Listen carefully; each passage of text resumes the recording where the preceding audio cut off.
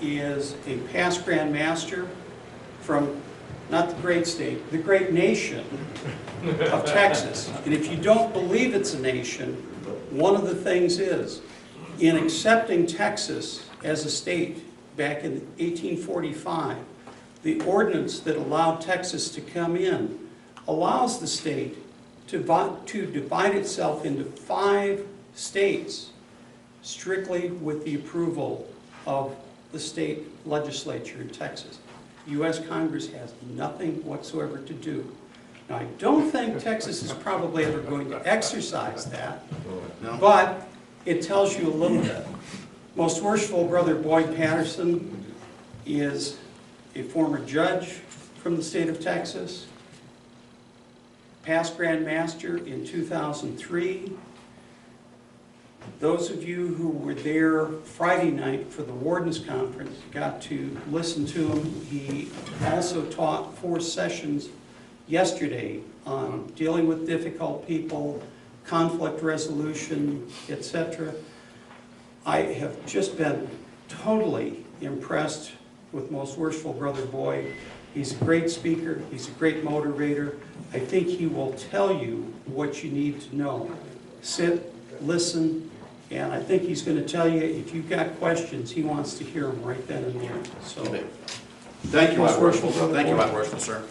Good morning. Good morning. Brethren, a pleasure to be with you. And I do apologize for the fact that this is going to be a drive-by presentation. But thank you, American Airlines. They tell me exactly how much time I have for my avocation as well as for my profession. I was Grand Master in Texas in 2003, advancing 4-year line just like here. When I became Grand Junior Warden, of course, we began putting together the planning for my term of office. And in Texas, district deputies serve a 1-year term. They are my district deputies in my year and so forth. And between the district deputy appointments, committee appointments, all of which are mine, chairman of committees and appointed officers, I had over 204 appointments that I had to make. So I envy Right Worshipful Brother Vesper for his ability to deal with a somewhat smaller number. And I envy him also the fact that some of you, I understand, come in with some years' experience already in your position. I appreciate on his behalf the fact that you have acknowledged that you can never learn too much about Masonry. I always pick up something when I come to this conference or Warden's Retreats, and I've been in Texas and on the faculty there, and I've been to other states and so forth. Richland Lodge. Is Worshipful Master of Richland Lodge present? Is it with us? Yes. Worshipful Master, this isn't much of anything at all, but thank you for your hospitality. This is a coin that I had minted when I was Grand Master in 2003. Would you accept that for me? Perhaps put that in your lodge display case. And then for you, this is one of my pens from 2003, and that's from me to you personally. If you accept that, I appreciate it. Thank you. I appreciate it. Thank you for your hospitality. Thank you. Okay, the topic today was listed as managing difficult people, which is really somewhat of a misnomer. Now, there's no PowerPoints or anything here. I don't like PowerPoints except when necessary because I want you here, here, and here, not reading something on the board. If you got some blank paper there, make some notes. If you don't, pretend that you're listening attentively.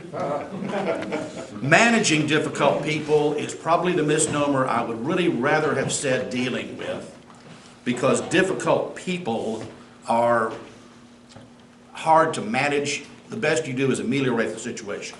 Quick story. Reverend has problems. The church needs a new roof. Finances are tough. The tithe plate every Sunday is light. And he gets down on his knees and he says, Lord, Lord, please. We've taken up a collection among the aldermen, and we just don't have the money. Lord, please let the church win the lotto. We need to replace the roof on the church.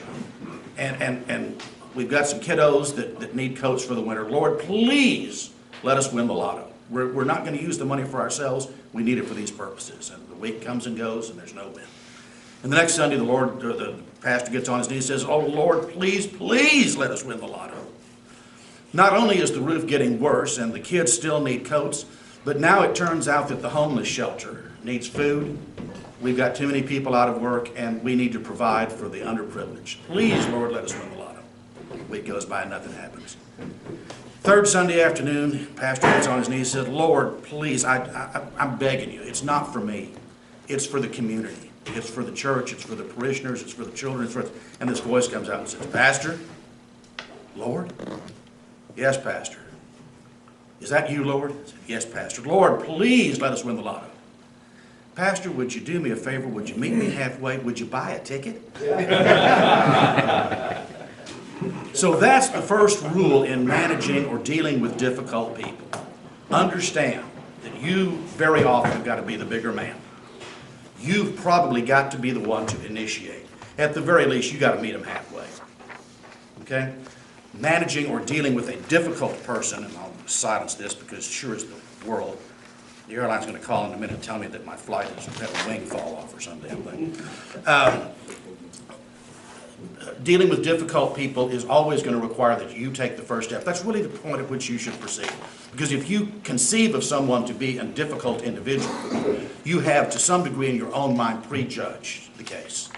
I was a trial judge for 29 years and you can't do that. You can't do that. You've got to go in with an open mind.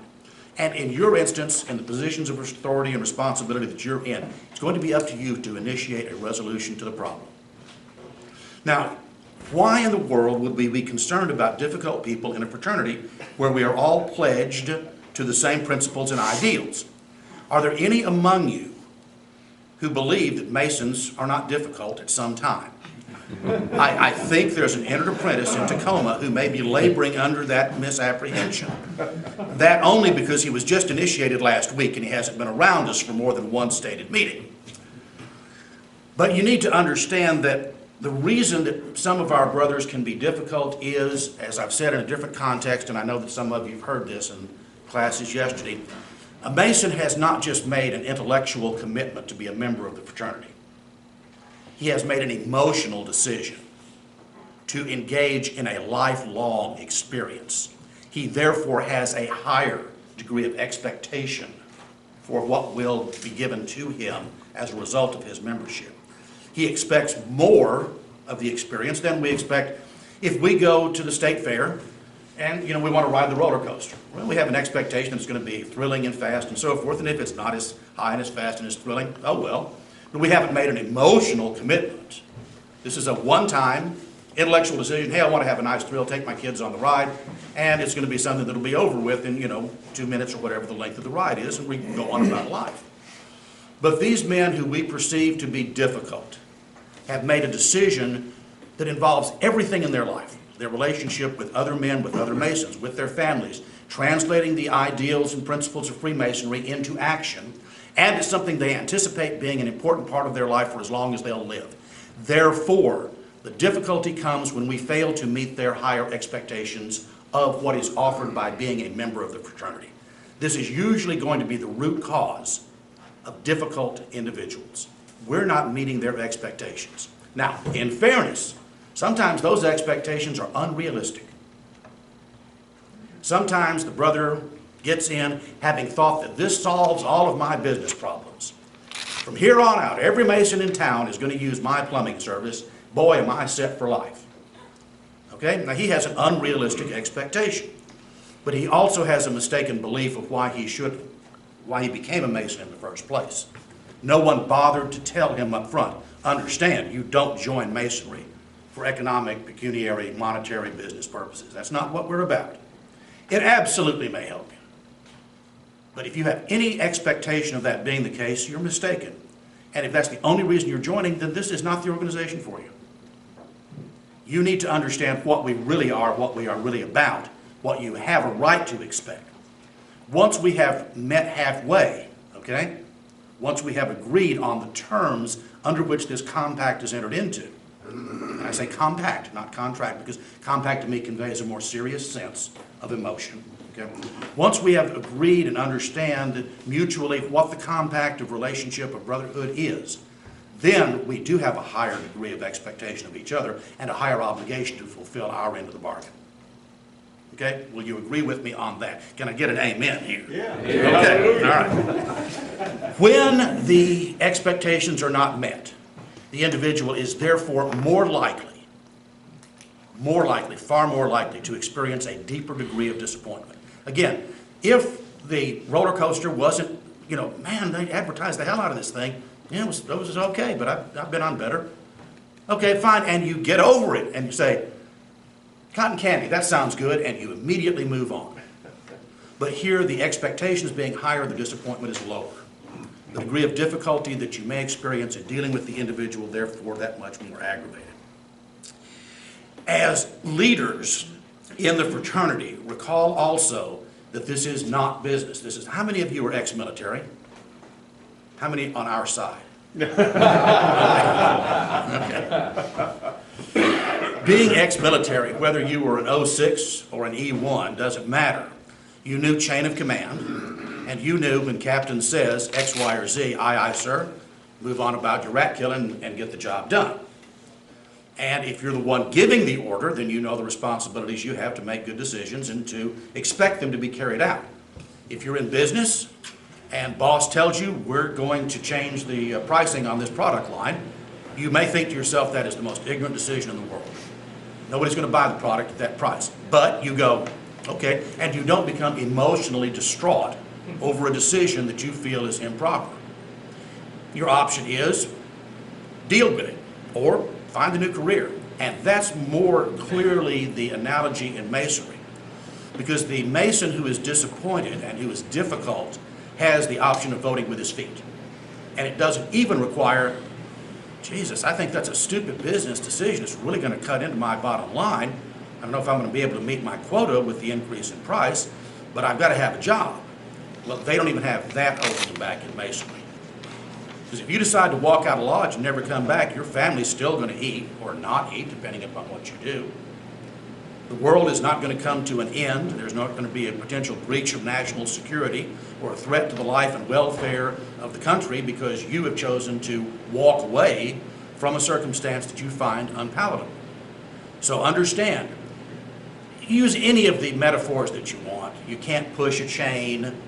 You can only lead, never correct, whatever phrase makes sense to you. But recall that's your responsibility. You must be the leader, not the driver of these individuals.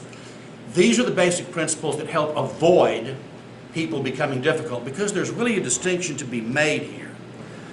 There are two kinds of people that we're talking about. Number one are difficult people. There are difficult people. We know that. Give me an example of a difficult individual, not by name. Describe somebody in the fraternity and what is difficult about them. This will teach you to sit on the front row. Somebody that Don't make it up. Think about somebody right now. An individual that always feels that what he wants to do for the lodge is always the way the lodge should go. Because he's like a senior past master or something? Yeah. Okay, that's a good suggestion there. See, there are prizes for participation, okay? So here's the question then that you have to ask yourself, and here's the distinction you must make in your mind. Is he a difficult individual, or is he an individual who can be difficult? Let me tell you the difference. I do not think of myself as a difficult person to get along with. When I was on the bench, absolutely nobody had trouble getting along with me. You follow the law. You follow the law exactly. You follow the rules. You adhere to the standards of decorum that I require in my courtroom, and we get along just fine. If you choose not to do that, you go to jail, and we still get along fine. Because at the end of the day, you're in jail and I'm at home, so I don't get mad. I don't get even. I just do what's necessary to enforce law in my court. Okay? I'm not difficult. But I do require that you meet the standards of conduct which are applicable. You can make almost any individual difficult. Okay?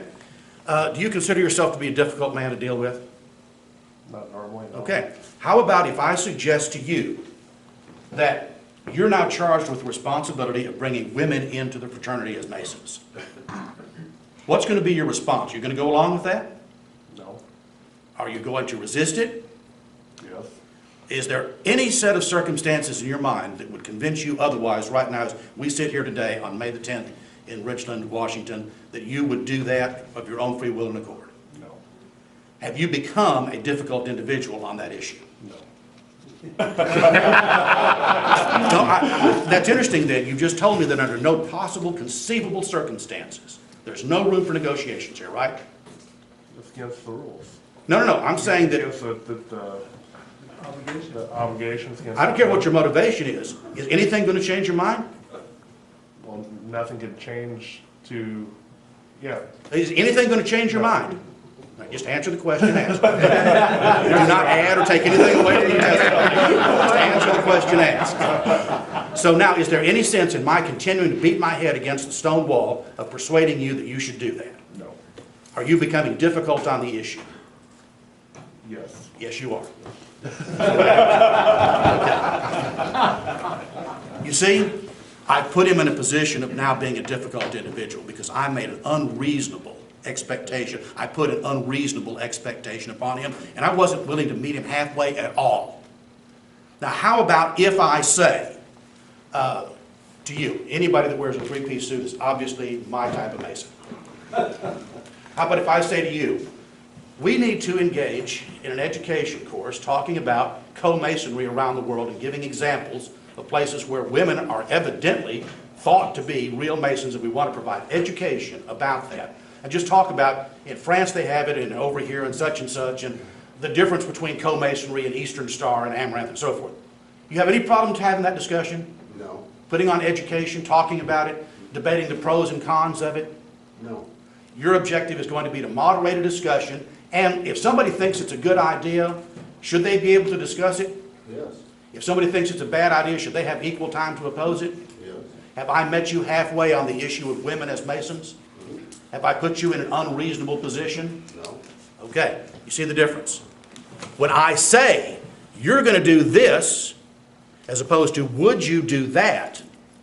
And the expectation is not that I will compel a result, but that I will seek assistance in discovering something, then all of a sudden, the very same topic descends from the level of a crisis management, let's be difficult, to a, this is something we can do. Thank you for your help. So much is involved in dealing with difficult people, not the least of which is understand their expectations and understand your requirements and understand how the two can meet. Strategic rules in dealing with difficult individuals. I'm trying to give you some specific examples, not necessarily a complete roadmap, but some suggestions, and I want you to get in the conversation here. I don't want to draw you out, because your objective is to share your knowledge with me and the others around us, not for this to be a damn lecture, okay? I would suggest to you that the first rule has to be the common sense of being open to communication. Knowledge, facts, openness, candor, all of these go into communication. Again, it's not like the military. When the captain says, come port 90 degrees. Well, then somebody who's ever at the controls better, by God, make that happen. You don't say, how come? But this ain't the military. This is a volunteer organization in which you say, do you think that we ought to move the lodge 90 degrees toward, you may make a complete hard turn, left or right, doesn't matter. Your communication of your expectations and desires is where it must start. Again, it's like the Lord and the preacher. Meet me halfway, but somebody's got to take the first step. And if this individual is perceived to be a difficult individual, or one who may become a difficult individual, because now I think you'll agree with me, we can all be difficult if the topic is right or wrong. With me on that? Yeah. Communication must begin on your part, and it must be complete, candid, open, and honest. The sorts of things. You must convey the desire, the objective, the goal to be achieved. You cannot mandate it in a volunteer organization. And the guy that's getting the information, the instruction, the guidance, the orders from you has a right to expect more than a simple turn hard left 90 degrees. So communication begins with you, and it must be all of those things. Open, candid, complete, and honest. Okay? By doing so, by providing information, you avoid one of the big traps in causing an individual to be difficult, and that is surprise. How many of you like going to work and hearing for the first time, by the way, starting today, the price on these tables that we're selling goes up 10%. You didn't know about it. You've got customer meetings set today. you've got deals pending, and now you say, oh, by the way, the number just went up by 10%, go sell, have a good day. How many of you think that is a hell of a good idea? What's wrong with it? Maybe the price needs to go up, but being told for the first time today, oh, guess what? Your life just changed out from under you is an extraordinarily bad idea. Now, I've communicated actually, factually, openly, and honestly, and fully with you. But I surprised the hell out of you. So even being open, honest, candid, and fully informative is trumped by the fact that I dropped a bombshell in your lap. Avoid surprise. Most of us react very poorly to surprises like that. This ain't like you open the door, surprise, happy birthday. This is you open the door and you say, oh shit, my career just went down the crapper. Okay? Do not, yes. That kind of goes along with the communication thing that I learned a while back about communication is like a game of catch. With the prices going up $10 today, that's like I'm teaching you how to catch a ball. I throw it to you easy instead of, an inside slider at your ear. Right. So communication has to be in the right context to where, okay, let's set this up. So we're going to raise our prices on tables $10 next month. Get your customers ready. Maybe sell a few of the old stock and get rid of that. You can sell that to them cheap. Yeah, there you go. Again, same principle. You're not dropping a bombshell in somebody's lap because many of us, most all of us, will react very poorly to that. Yes, sir. Well, I'm thinking that there was something else left out of that whole equation there. That the individuals that had a stake in the consequences weren't accorded a place in the decision making. You are prescient because that's the very next topic on the list. That is precisely the very next topic on the list. And that is that communication is a two-way street. You have anticipated me by about 30 seconds, which means that validates what I've got down here because I'm not the only one who thinks this is important. So you see, even having a discussion like this is important to me because when somebody agrees with me, the chances are I may have gotten it right. And again, going along with the game of catch, just because you can catch it doesn't mean, you got to be able to throw it back. Yeah. It's got to go through it, right? I hate sports metaphors because I have no athletic skills at all. I tend to shy away from them. But be that as it may, that's the second half of communication, is not just conveying information, open, honest, complete, but being open to communication back the other way. That's the meeting halfway in the middle, on the communication end of it. What is said to you and the response that you make, and knowing that you have the right to communicate back to me does a lot to diffuse a hostile situation or to make a person less unmanageable or, what do we say, difficult, less difficult. So communication, two-way street, information out and reply not only permitted but actually solicited. If you, and you can see it, I promise I'll get to you, you can see it. When you're talking to someone, you can sense by their body language, by the way they cut their eyes, by all of the nonverbal cues that we're going to have a problem.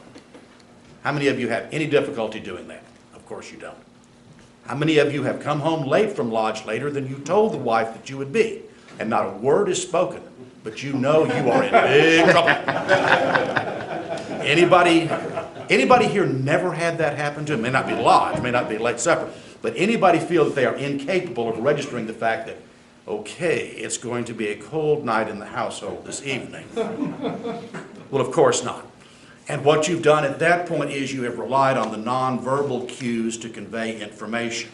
So recognizing those same nonverbal cues in part is addressed by not just expecting and knowing you can reply to me, but drawing the individual out. Draw them out. And you don't have to back them into a corner. I sense that you're unhappy about this. What is it that bothers you?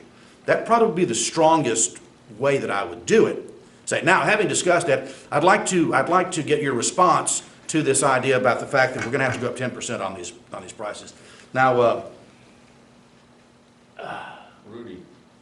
Rudy, you've got the north end of the county, and I know that you've got a big deal with the school district. Do you see a problem with them there? And not just offer, but kind of solicit without confronting him. You don't say, Rudy, you seem awful pissed off about this. I mean, if you think I've made a bad decision, go ahead and tell me. Because that also implies if you do, your ass is fired. Okay? What you're saying is, share with the group here, give me your responses here. And leave open the idea that this is not necessarily a done deal. If it's not, make sure that that's clear. If it's a done deal, say, now Rudy, understanding that we just don't have any choice. The supplier, the problem, guys, in case you're not aware of it, is this band here. The damn thing went up. They're the only supplier that makes the band that wraps these tables. That's where the price went up. So I'm sorry, I don't have any choice. Now, having said that, Rudy, I know you got that big deal with the school district going. Tell us what you think we can do. Is there anything we can do to help you? And so forth. Elicit and draw out those who might not choose to participate voluntarily. Yes, sir. When you started out, you talked about complete communication, and you just completed it when you talked about we have to raise it because this band is not up. When you present something like this, you've got to present it with a rationale.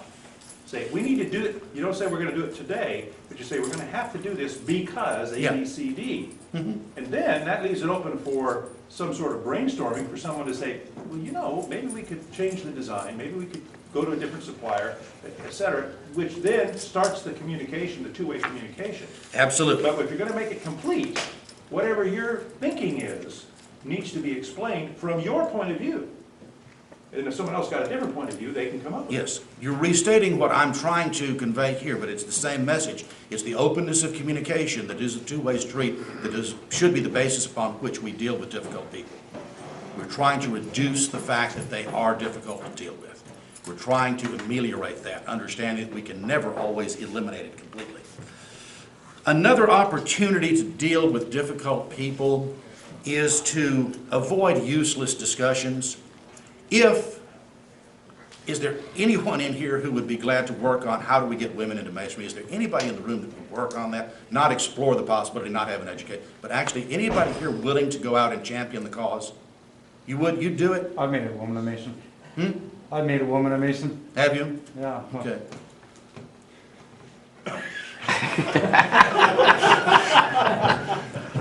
Given his, there's no sense in having that useless discussion with this group or with anybody individually. If I know this is a dead issue with this guy, there's no sense having the conversation. Don't even bother.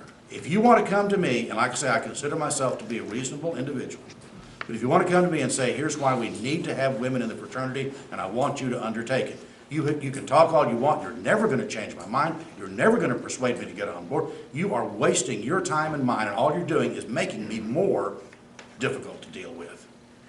Avoid fighting fights that can't be won. There's just no sense in it. You're wasting everybody's time, and you are creating a situation which will only escalate to further degrees of unhappiness, disappointment. I didn't join this fraternity to be badgered about bringing in women. My God, that's all they want to talk about. And pick the topic that you want. All we want to talk about is, if that's all we talk about, then we're flogging a dead horse. Yes, sir. How would you deal with the people with entrenched positions like the Temple Board who say we can't spend any money on the lodge, or we won't spend any money for this and for that, for the broken down stove, for the carpet, for cleaning, for all those kinds of things, when they have the money and it's needed because we need membership? Large caliber weapon comes to mind. Large caliber weapon, Well, I mean, which is a facetious answer. No, I'll give it's a you. continuing position. I'll give you an answer, which extrapolates on what we've already said. That's a perfect example of sometimes temple boards are difficult to deal with. Absolutely, there's no question. Here is the way to do it. It's not just communicating, it's what are you communicating. You can't go to them and say, I think you're making a mistake because. You must go to them and say, these are the facts. The lodges that participate, 4 lodges that participate in the joint ownership and use of this facility have this much money available. They are this much in the hole. They have no capacity to do this. The torn spot in the carpet over here is a trip and fall issue subjecting us to liability. Our insurance carrier tells us that if we don't fix it and someone does trip and fall, they're not covering us. Now, the roof has been patched twice. the roofer says, I cannot patch it anymore.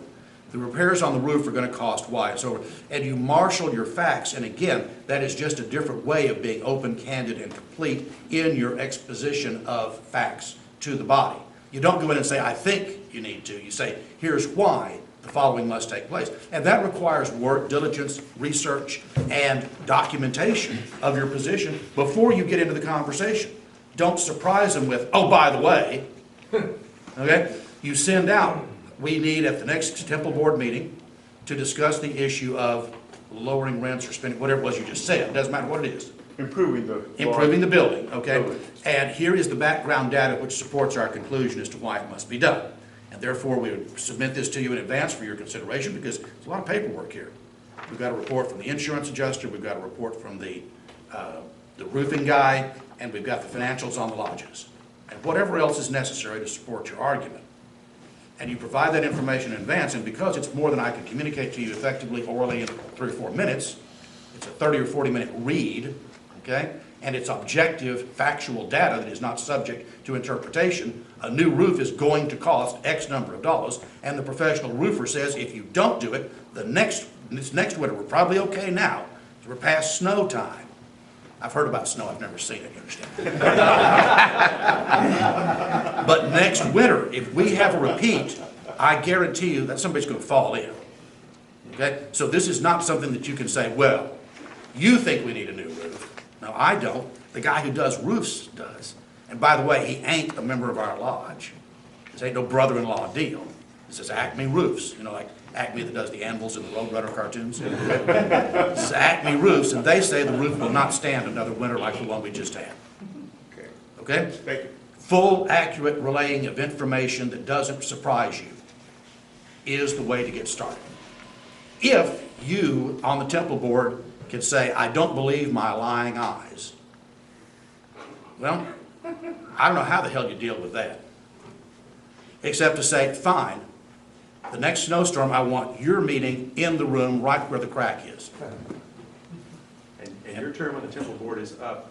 Yeah, October. because number one, you must be alive to serve, and when the roof collapses, then we will find a replacement for your position.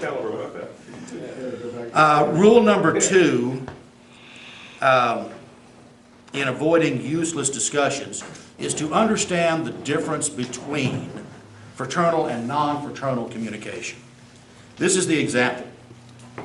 Just by the random luck of the draw, and this was 20 years or so ago, I don't know, it was a long damn time ago. A lodge got audited. IRS just out of nowhere, you know, how those audits happen. Anybody work for the service here? Anybody work for IRS? I don't know exactly how they pick who gets audited, but I understand there's some degree of random choice in those audits. Some things will trigger it, you know, an offshore bank account from a guy who shows an income of $12,000 a year and drives a Lexus and has money in the Cayman Islands, probably has a pretty good chance. But nonetheless, nothing had happened to the lodge. I mean, there was no reason. It just was a random audit. So they received notice that, hey, this is the IRS, we're going to come by and audit you. So you'll need to have, and they provide a list. We need to see bank statements and budget and your corporate minutes, which for us would be lodge minutes and so forth and so on. The secretary of the lodge, as God is my witness, said, well, I'm not giving him the lodge minutes because Grand Lodge law says only members of the lodge have access to the minutes. And they came to me and said, Judge, what do we do about this? This was in my capacity as judge. What is the law? I mean, do we have any degree of privacy expectation? I said, hell no.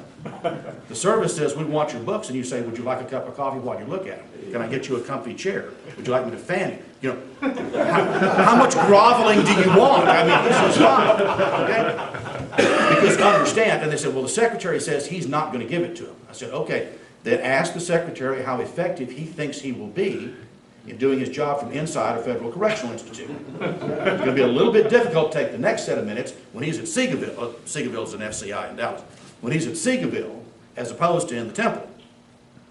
So we literally had to go to the secretary. I had to go to the secretary and say, you do need to, come with me, brother secretary. And I went over and I pulled back the drapes and I said, you see that out there? Yeah, that's the real world. And difficult is one thing. Gut ignorant is something else. And the Masonic rules don't apply to everybody on the planet. So we were going down a road for which there was no resolution possible. He just, by God, wasn't going to do it. It then became a point, I swear to you, and I'm not dumping on secretaries, but he is an example of the most difficult individual that you will ever have to deal with, who just says, I don't care, I'm bound by Grand Lodge law, I'm not going to do it. Fine, you're removed as secretary. You can't do that. Yes, I can. Here's the Grand Lodge law provision, which allows for it. You're out. Well, at that point, he said, well, on the other hand. And the IRS came in and we made sure that, it wasn't my lodge, they made sure that they had coffee and donuts and, what do you want to see? How many boxes of stuff are you interested in? And the situation resolved itself. That is a matter of understanding the difference between resolving by compromise and real-world rules trump. There are situations where it happens. And there are times when you simply have to back down the other side irrespective of the cost. So I'm not telling you that we live in a fantasy world where you can always reach a compromise, achieve a consensus, negotiate a peace. There are times when you have to drop the bomb. And I know that's a crude metaphor in a fraternal organization, but that's part of what you're here for. If this was a good, easy job, brother, if this was an easy job, we'd let little girls do it. Okay? Your job is not necessarily an easy one, and you must have the intestinal fortitude to do what is necessary. You always want to try to work toward the common goal and the common good by being the bigger man and extending the olive branch and initiating the conversation. But you must always know that in the back of your mind, there comes a point beyond which good membership, good leadership will not permit you to go. But understand that's the course of last resort. Okay? You don't send in a drone, you don't send in SEAL Team 6, you don't use, and again, because so many of you are military, you don't use those options except as a course of last resort. You first try everything else that you can. You don't leap immediately to the nuclear option. In that regard, though, at the beginning, next rule, you treat everyone equally. You don't assume because this guy's been a jackass in the past that he's going to be today. Probably will, but don't assume it. Give him a chance. Sometimes you're actually surprised, okay? Don't go in with the preconceived idea that this sumbitch fights us on everything. It's just impossible to deal with. We're not even going to include him in the conversation. Wrong answer. You have not met his expectation of membership, which is he's a full member. He is entitled to the information. He's entitled to his opinion. However mistaken, however wrong you may think it to be, nonetheless, he's entitled to be treated equally. Doesn't matter what history, what baggage he brings with him. And again, that's the leadership characteristic that you must begin. You must set aside your biases and prejudices in favor of his standing, his good standing as a member of the fraternity. Are we agreed on that? Okay. When you're in a position of presiding, hi, Brother D'Angelo, good morning. Nice of you to join us. Thank you for being here. Thank you for letting me come in the front door, too. So he's just making a drive-by. I just had to stop and use the gas. I see. Second door on the left. Thank you, sir. Mention your name while I get a good seat. When you are in a position of not one-on-one, but you are presiding as master of a lodge, is the best example. Now, granted, I know that as district deputy, I don't think very often you are actually called upon to preside over a lodge, are you? I mean, there might be a rare circumstance, but by and large, the master is going to be presiding, and you will be received, and you'll be presenting. So, but I will use the analogy because it illuminates the point, not that it is necessarily what you, as district deputy, will be doing. When you are in a position to be governing, presiding, causing a result to occur involving others beside yourself, this is really critically important, and it's a little variant of what I've said. You must maintain your impartiality, your neutrality. You must preside. You must rule, govern, whatever word you want here, okay? and you lose your ability to be a participant. Okay? The master presides over the lodge, and to that extent gives up some of his right to be a participant in the proceedings.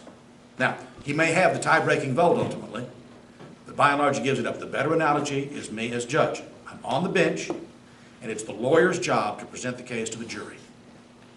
And if I'm sitting up there going, he's asking the wrong question, he's going to blow this prosecution because he hasn't linked up the dope to the driver. He's not asking him the question. Okay? I may have to direct a verdict of not guilty if he doesn't have this fact in. All I can do is have those thoughts go through my mind with a stone face that conveys no impression to the jury on my opinion of the poor job the prosecution's doing. I call the balls and strikes. I charge the jury with the law, tell them to apply the law to the facts. State finishes putting on its case, the defendant crawls up on the stand, and I listen as his lawyer elicits answers to question. I go, that lying son of a bitch. That's the most fabulous story I've ever heard. It's worthy of Lewis Carroll, Alice in the Looking Glass. My 7-year-old grandson would believe that story. But I don't. I listen to the testimony and go, the jury is going to string this son of a bitch up. It's easy for me by training and profession. I did it for 29 years. You must adopt the same thing here. You've got to treat everybody equally, and that means you're not taking sides in this discussion. You're not aggravating the individual who may become difficult when they feel they are being put upon by the very person who's supposed to be running this shooting match, whatever it may be. A mediation between two parties, or the handling of a contentious issue in a lodge meeting, or the discussion outside of lodge involving things that are of the common interest. Okay? Your neutrality and impartiality gives strength to your position. Let me suggest this to you. As soon as you abandon that, in my opinion, you lose the respect that you're due. Anybody disagree with that? As a leader appointed by the Grand Master, as a man with great influence and power in this fraternity, when you cease being a neutral arbiter, when you cease being fair and treating everyone equally, and you become a vocal and no longer impartial participant, I believe you have destroyed a lot of your effectiveness.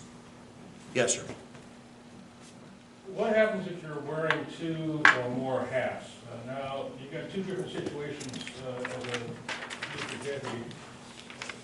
You're sitting in your own lodge, or you're sitting in one of the lodges that are in your district.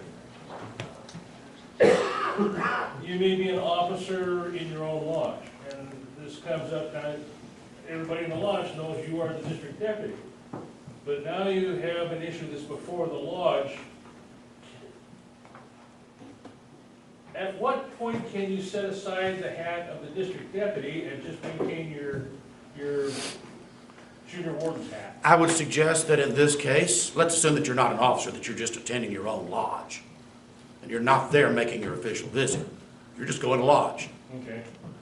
You have a bright line distinction in your mind. I'm going to lodge. I'm not going to lodge as district deputy. You have there's no expectation of you to be neutral and detached when the discussion tonight is whether we should have chicken or fish for supper next week. Okay? You're not there to arbitrate a decision between the vegans and the cannibals, okay, or whatever kind of cannibals.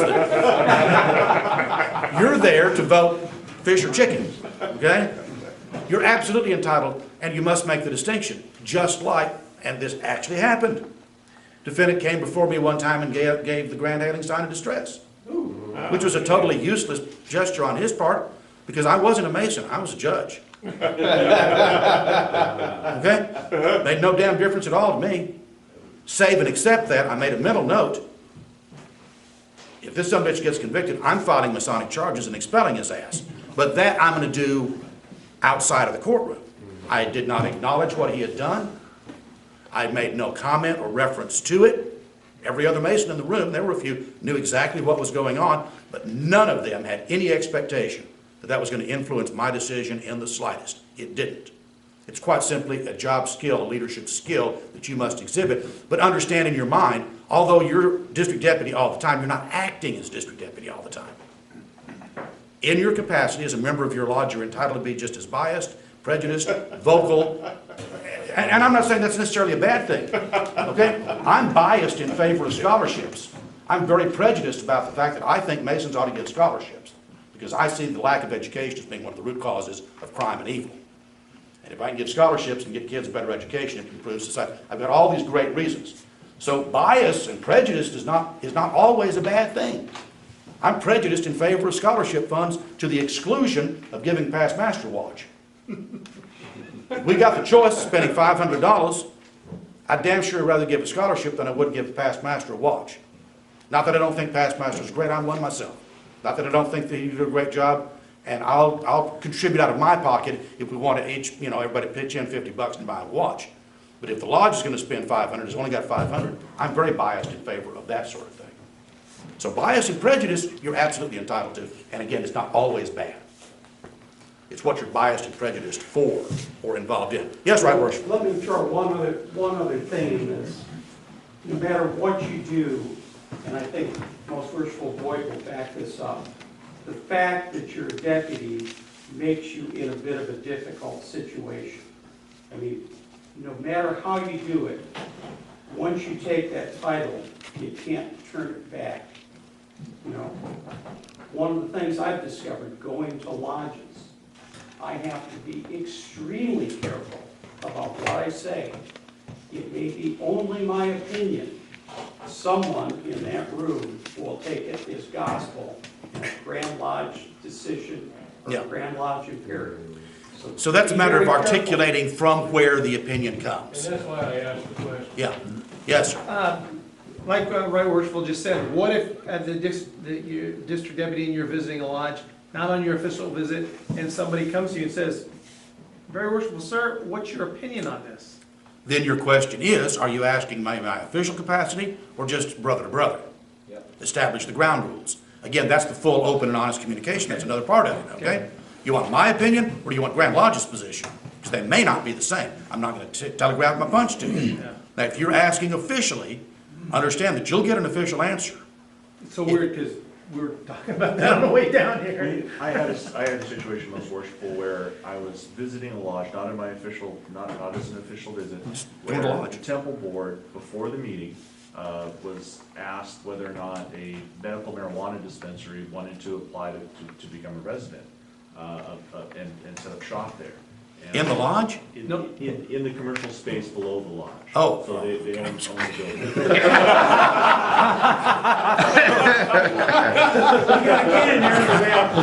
And so, Is there a glass of cold water around here? so the question was asked, what I thought of that. And I said right up front, this is my personal opinion only, Here you go. and as such, how do you want the brand of Masonry to be reflected in your community? And I feel that they eventually made the right decision and voted against inviting. See, instinctively, intuitively, you made the only call possible. You drew a bright line in your response as to is this official or non-official. And you're entitled to that, just like you're entitled to be biased, prejudiced, vocal, and, prospective or anti in a discussion when you're not there in your official capacity. You just need to understand the difference and make sure that they understand the difference. Not easy thing to do. Yes, sir. Most worshipful, and I'm a one-year rookie in this job. Lord help me, I got another one coming. One of the ways that I have worked to try to deal with that part of this equation is very deliberate choice of attire when I go. I was actually, When I again, show up, y'all are prescient. I put the white one on if I'm a guest, I put the purple That's the one very on. next set of things on your tactical considerations. We've been talking about strategic concept up to this point. Again, you have anticipated me on that precisely. I have about 4 things that I want to talk about here, and that's one of them. That's one of them. Very good. Number one, and the one that you can't do anything about except by making the conscious decision, is to, in dealing with a difficult individual, watch the tenor and tone of your voice. Okay? Accusatory, inflammatory, dictatorial statements towards someone tend to aggravate the circumstance. When you are conveying non-negotiable information, when you're simply announcing, we're going up by 10%. Let's assume that there's just, by God, that's it. We're going up by 10%. There's no discussion, but I'm telling you that that's going to be effective in 30 days. So get ready for it, okay? You need to just convey it in calm, neutral, factually based form that does not accuse you of screwing my company up because you've been underselling my products here. And I anticipate that you're going to be pissed off about this and so forth. No, you convey the information with a tone of voice which results or which conveys a degree of finality based upon reason, logic, and fact, and for which there's really no discussion, save and except that, is there some part of this that's not clear? Well, I mean, do we sell, for the next 30 days, do we sell at the old price or the new price? Okay, I didn't make myself clear. You see, and you admit to your frailty, your fault for not having done so. But I have conveyed in a neutral fashion as opposed to being accusatory in the statement. All the tenor and tone of voice from your side is exactly the flip of watching for the cues from the other side that I referred to earlier in terms of nonverbal communication. So your verbal and nonverbal communication, including tenor and tone of voice, the approach with which you present the issue or the decision or initiate the conversation or seek the information is critically important. Just as much as is the physical setting in which the conversation takes place, which is kind of a spin on what you're saying. Okay? Now, believe me, this is just my conservative nature coming out. And I will not criticize you for what you choose to do. It's not appropriate for me to do so. I'm just conveying my sense of it. I never, ever in my life have ever gone to lodge without wearing a coat and tie. I just think Masons need to present an image that looks that way. Members of my own lodge come to lodge dressed in other ways, and I will never speak down to them, save and except to suggest that, say, since you're actually presenting the award next month, be sure and let's dress up, because probably the recipient is going to be there with family, and we're going to have a bunch of pictures. But I make that statement in a calm, neutral voice in a setting over here to the side, away from everyone else, and I do not aggravate the circumstance, and I put the right spin on this is a good idea for everyone's best interest. And besides that, you want to look good in the picture too, okay? So it is a matter of the verbal and nonverbal communication out, which is the flip side of the verbal, nonverbal cues coming in, that become part of the winning combination in dealing with the difficult individual and getting to the result that we need to reach. Never put a man in a no-win situation if you can avoid it. Okay? Give me an example of a no-win situation. Where you looking? Behind you. A no-win situation, okay. Telling him he has to do something and there's no choice. Like your example earlier, you have to sell women in masonry. Yeah, okay. Give me something new, something easier, something more likely to happen. How about this? You're going to give that Fellercraft lecture next week. And I know you've never learned the son of a bitch, and I'm trying to persuade you and encourage you to learn that Fellercraft lecture. So you got 1 week to learn the lecture and give it next week. That's a no-win situation. That is unreasonable on my part. That is conveyed improperly. I have made him a difficult individual, and I put him in a no-win situation. My objective is to encourage the guy who's a damn good ritualist to learn a lecture that he doesn't know, because he'll do a good job. We need more than just the 2 guys that know that lecture. I want him involved. I want a good impression made. I've got all these laudable reasons for wanting him to give the Fellercraft lecture, but I put him in a no-win situation. What can he say? No. Yeah, no, yeah, no, okay, I was going to say, he can go, yes. Then what's going to happen? His life is going to be miserable as he tries to undertake a job in 7 days that is unreasonable. It's an unreasonable expectation. You see how he keeps going back to expectations? Keeps going, he does, and he just devotes himself. Could anybody learn that lecture in 7 days? I don't think I could. I don't think I could learn it in just 7 days. But assuming that I'm starting from ground zero, I've never given it. So yes, it's a no-win situation. He says yes, and he does the very best he can, but he can't do a great job on it. The candidate doesn't get a good lecture. The old ritual heads in the lodge, who don't know that I put him on the spot, now think poorly of him. He's embarrassed. We don't have as good, it's a no-win situation because I caused it to happen. Rudy, was it Rudy? Brother Rudy? Brother Rudy, I know, because I've heard you give that EA lecture 3 times. I really want you to start working on the Fellowcraft lecture. We've only got the 2 of them that know it. Now, we got 3 of us that do masters. We'd really like to have 3, 3, and 3 so that we're triple, we got double redundancy. How about working on the Fellowcraft lecture? Would you please undertake that as a job? We'd like to have it. We'd like to hear it. We'd like to see you do it. And now I have not put an unreasonable expectation on. I haven't put him in a win, no-win situation at all. The other no-win situation is counter to that. I say to him, you're giving the Fellowcraft lecture next Thursday. His answer could be, okay, Rushville, I'll do the best I can, and we end up with bad soup. Or he could say, yo mama. And now all I have done is made him difficult to deal with. I've made him difficult to deal with, not him. He says, I am not going to embarrass myself and the lodge and give the candidate a bad lecture because you're asking the impossible. Stuff it. That's a technical legal term you may not be familiar with.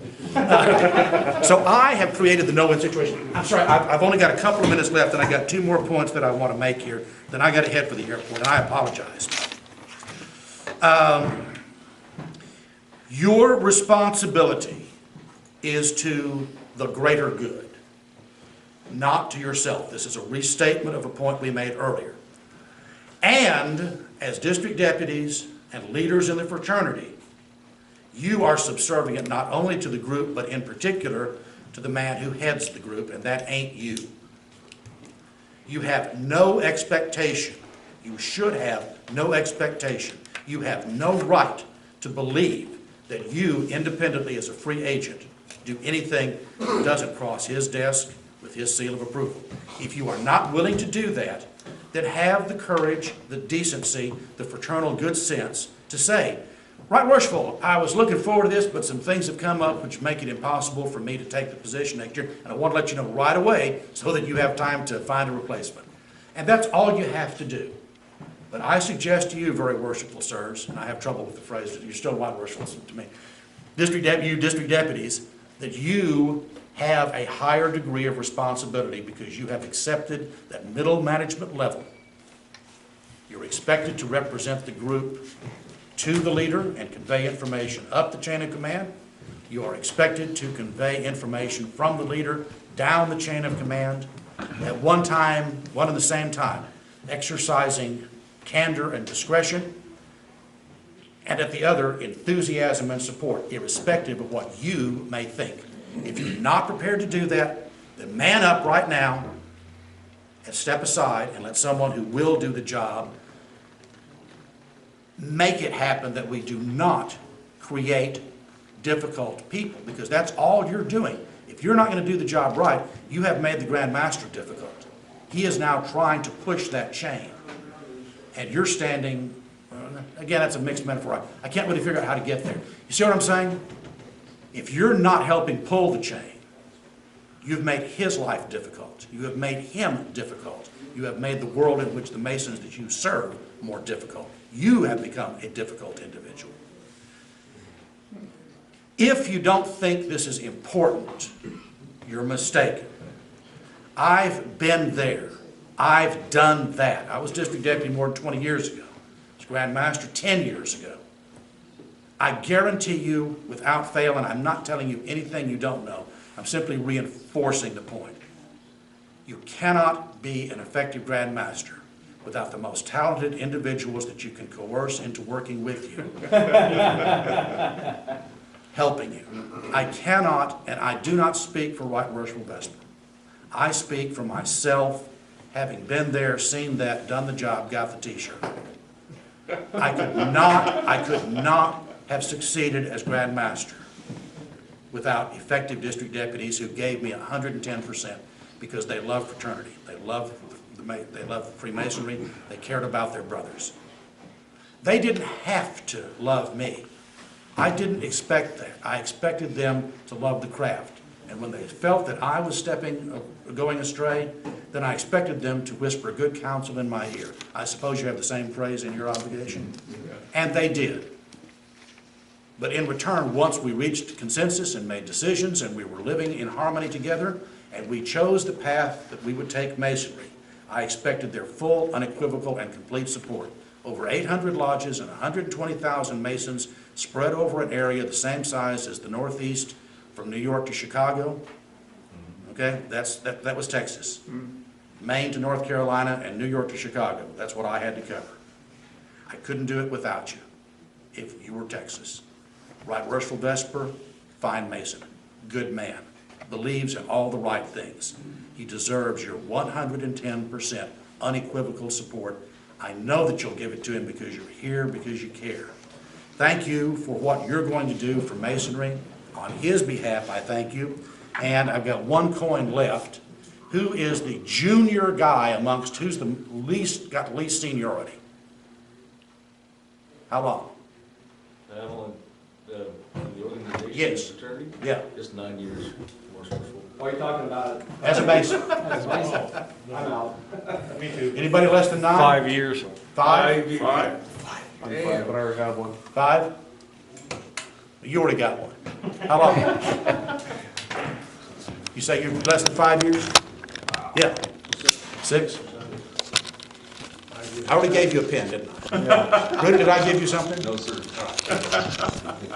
I hope you'll enjoy that. Thank you for your time. I so apologize. It's not out of rudeness, it is out of necessity of getting back home, repacking, and heading out on business tomorrow, that I must take my leave of you now with my very best expectations that you will continue to do for masonry in the future what you've done in the past.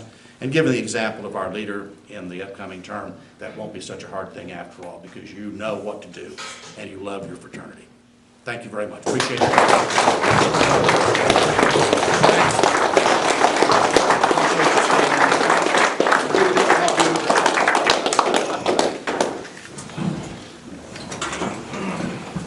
Brandon, if you